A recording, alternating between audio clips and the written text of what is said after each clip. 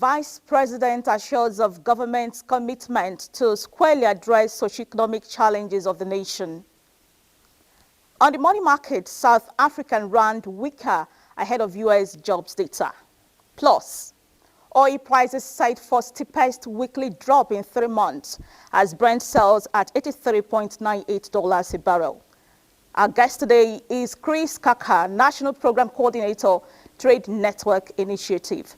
The program is Business Express, reaching you from Abuja, Nigeria's capital.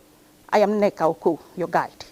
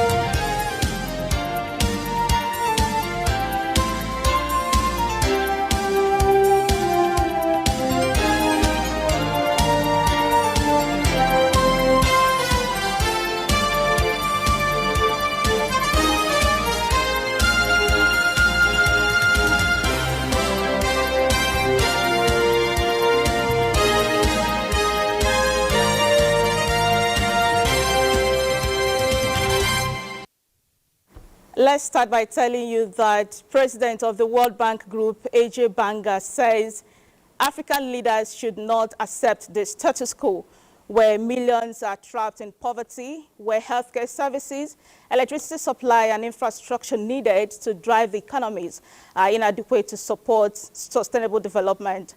This was as he addressed leaders from across the continent of Africa and the just concluded Africa Heads of State Summit in Kenya.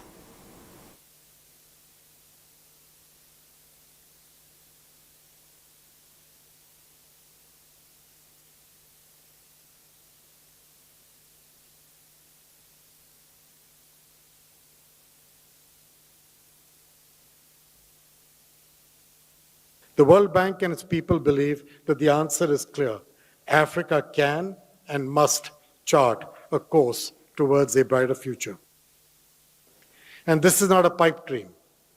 We have seen the success stories in countries that took advantage of IDA, embraced good governance, invested in education and infrastructure, and fostered an environment where businesses can thrive. The federal government is on course in squarely addressing the socio-economic challenges of the nation. Vice President Kashim Shettima stated this at the second roundtable meeting of the 21st Century Chronicle with the theme, Tinubu Administration's Economic and Social Agenda, How It Will Transform Nigeria. We have to make education work. We have to generate power. We have to secure the lives and properties of the citizenry, which is the very essence of the existence of government. And we have to create jobs. for the euro. Our anticipated demographic bulge by 2050 will be the third most populous nation on earth. Our anticipated demographic bulge, we have the window to turn it into demographic dividends instead of the much anticipated demographic disaster that will consume all of us. And education is the greatest leveler. On the currency market, the naira weakened to 1,402 naira to a dollar at the official market on low liquidity. Also, the South African rand was weaker early on Friday ahead of U.S. jobs data that could hint at the Federal Reserve's future interest rate path. The currency traded at 18.6 rand to dollar in early trade Friday, about 0.2% weaker than its previous close. The dollar was flat against a basket of global currencies. The rand often takes cues from global drivers such as U.S. economic data in the absence of major local data points.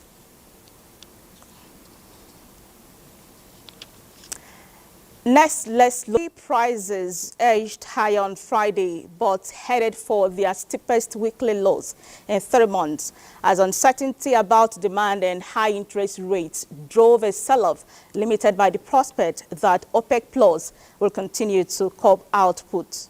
Brent fruit futures for July rose 31 cents to $83.98 a barrel, while U.S. West Texas Intermediate crude was up 26 cents to $79.21 a barrel.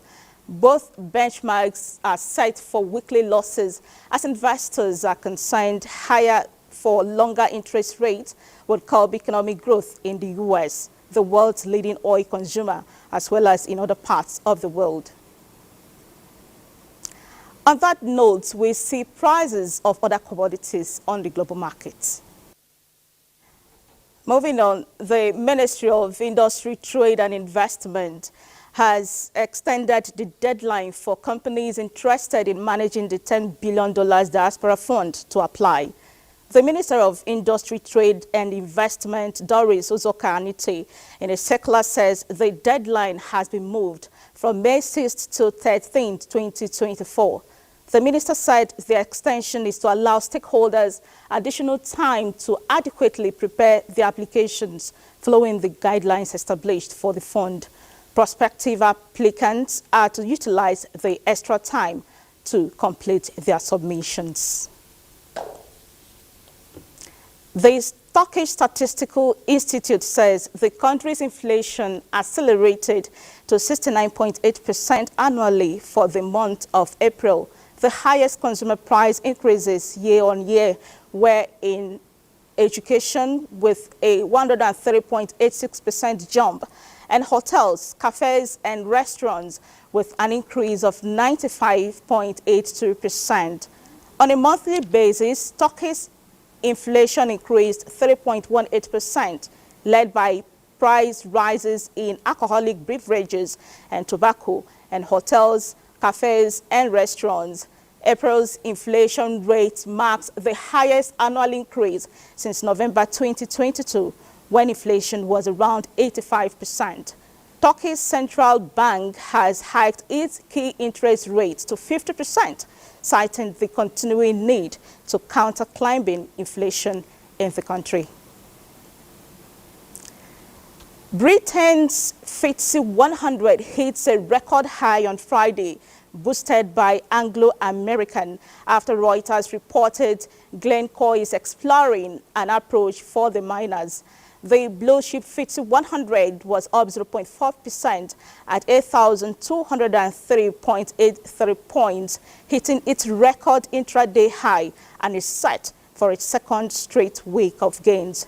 Hopes of early interest rate cuts by the Bank of England and easing geopolitical tensions have led to UK equities hitting 7 record highs so far this year.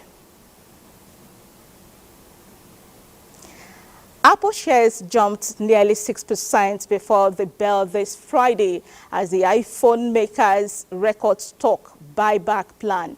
Maria Zachary is standing by for details on the global market. Hello, Maria. Hello, Naka. From the European markets, higher as French gain on profit beats. Markets Markets traded in the green on Friday, rounding off a broadly negative week dominated by corporate earnings. DAX rose 0.51%, FTSE 0.44%, while CAC went up 0.58%. Hong Kong led gains in Asia on Friday as Wall Street rose overnight ahead of key U.S. employment data.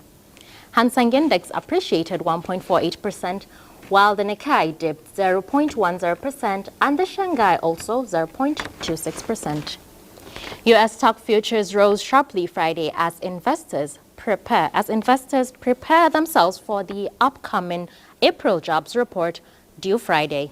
Dow Jones Industrial Average rose 0.78%, S&P 0.37%, and Nasdaq Composite 0.66%. In Africa, South Africa's JSE Top 40 jumped 0.83%, Namibia too at 1.69%, while Tunisia's TIN index closed marginally negative and South Africa closed 0.83%.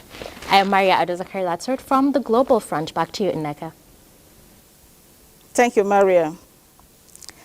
With inflation in Nigeria at more than 33%, Nigerians are no doubt having hard times as incomes have dwindled and cost of livelihoods has become more challenging. As part of measures to address the harsh economic conditions, workers in Nigeria are pushing for a new minimum wage. Today on the program, we will be looking at inflation and the proposed minimum wage. Well, my